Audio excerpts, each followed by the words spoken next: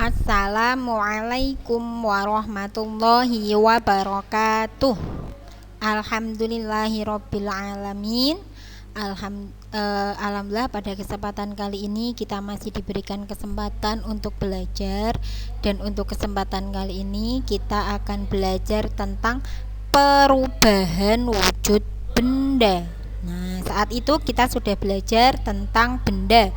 Wujud benda itu ada berapa? Ada 3, benda padat, cair, dan benda gas. Nah, kesempatan kali ini kita akan berlanjut belajar tentang perubahan wujud benda. Apa itu perubahan wujud benda? Perubahan wujud benda adalah peristiwa perubahan bentuk suatu benda menjadi benda dengan bentuk yang lain, atau perubahan bentuk suatu benda menjadi bentuk benda lain yang berbeda.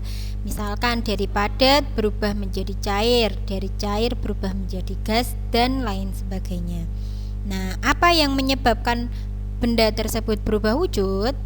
Perubahan wujud benda disebabkan karena pelepasan kalor maupun penyerapan kalor. Apa itu kalor? Kalor adalah panas. Kalor sekali lagi adalah panas, ya. Nah, perhatikan bagian berikut. Di situ ada 3 wujud benda: benda padat, benda cair, dan benda gas. Benda padat bisa mencair, benda cair bisa membeku, benda cair bisa menguap, benda gas bisa mengembun. Kemudian benda gas bisa mengkristal dan benda padat bisa menyublim. Nah, sekarang kita pelajari satu. Yang pertama, mencair. Apa itu mencair?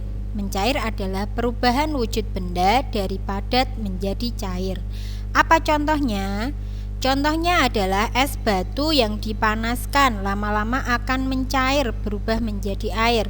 Begitu juga lilin yang dibakar. Lilin yang dibakar yang tadinya berbentuk padat akan berubah menjadi cair. Contoh lagi, mentega. Mentega adalah benda padat. Ketika akan digunakan untuk memasak, mentega akan mencair. Yang kedua, membeku. Membeku adalah kebalikan dari mencair.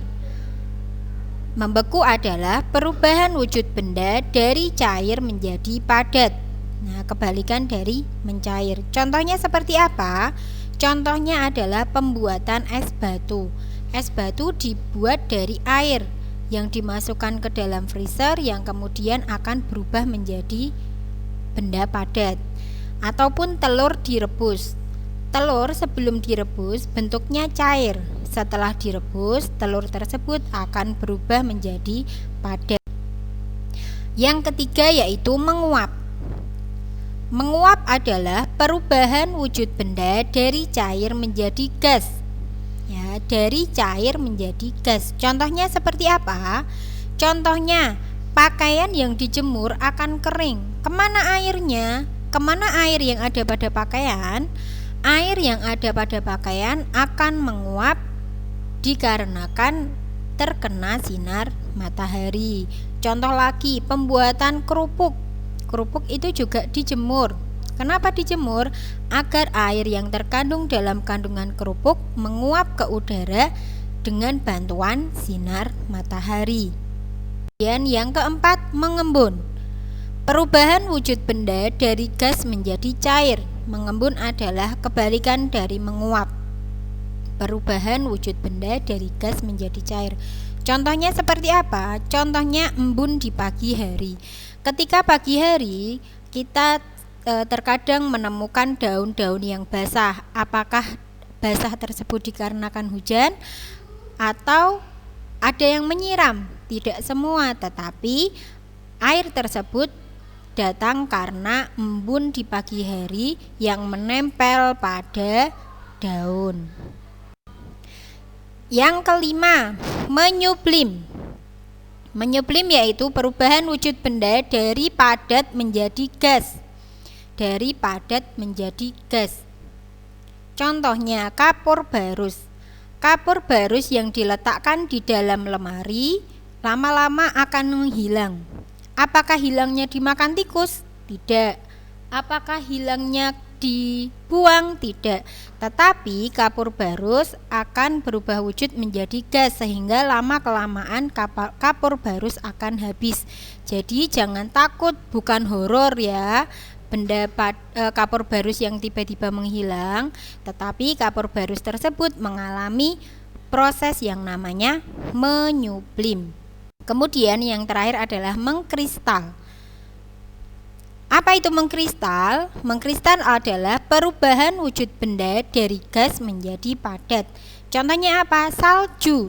Nah, dari salju itu terbentuk dari udara di sekitar yang mengalami proses mengkristal. Kenapa ada proses mengkristal? Karena udara yang cukup rendah sehingga udara-udara di sekitar mengkristal berubah menjadi salju.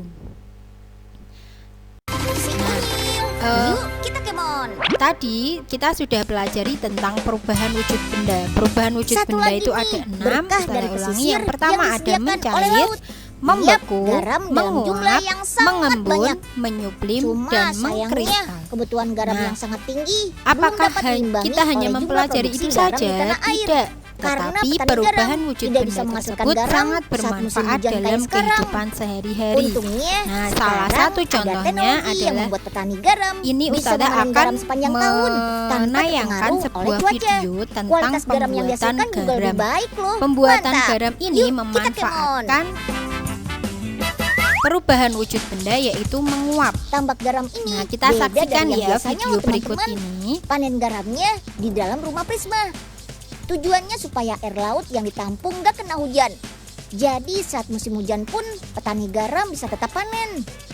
Selain itu, plastik ultraviolet dengan bentuk Prisma ini panasnya lebih stabil dan tahan angin. Kalau kata petaninya, dengan rumah Prisma ini dalam 1 tahun bisa menghasilkan garam 5 kali lipat dibandingkan dengan tambak garam yang biasanya. Hebat kan? Nah, yang penasaran? Yuk kita intip cara bikin garam di dalam rumah Prisma ini. Mulainya dari sini nih. Air laut sengaja dialirkan menuju bunker atau penyimpanan air. Di sini airnya disebut dengan istilah air muda. Kemudian air muda dipompa menuju ulir agar kotoran mengendap dan air menjadi lebih bersih. Setelah dari ulir, baru deh air yang sudah bersih masuk ke dalam rumah Prisma. Melalui proses pemanasan, air muda akan berubah menjadi air tua. Proses ini berlangsung selama musim kemarau. Jadi sewaktu musim hujan, stok air tua bisa tetap menghasilkan garam dan bisa panen sepanjang tahun. Kalau pakai cara biasa, masa panennya hanya selama beberapa bulan saja dalam setahun. Sekarang kita lihat ke dalam rumah Prismanya yuk. Ada 2 lantai nih, bagian bawahnya untuk menampung air tua. Dan bagian atasnya adalah meja produksi. Di meja produksi inilah berlangsung proses kristalisasi air laut tua menjadi garam. Garam yang dihasilkan rumah Prisma ini terlihat lebih jernih dan masuk kategori garam kualitas premium loh. Jadi nggak cuma meningkatkan produktivitas saja, tapi kualitas garamnya juga jadi lebih baik. Mantap! Proses pemanasan, air muda berubah menjadi air tua. Proses ini berlangsung selama musim kemarau. Jadi sewaktu musim hujan, stok air tua bisa tetap menghasilkan garam dan bisa panen sepanjang tahun. Kalau pakai cara biasa, masa panennya hanya selama beberapa bulan saja dalam setahun. Sekarang kita lihat ke dalam rumah Prismanya yuk. Ada 2 lantai nih, bagian bawahnya untuk menampung air tua. Dan bagian atasnya adalah meja produksi. Di meja produksi inilah berlangsung proses kristalisasi air laut tua menjadi garam. Garam yang dihasilkan rumah Prisma ini terlihat lebih jernih dan masuk kategori garam kualitas premium loh. Jadi nggak cuma meningkatkan produktivitas saja, tapi kualitas garamnya juga jadi lebih baik. Mantap!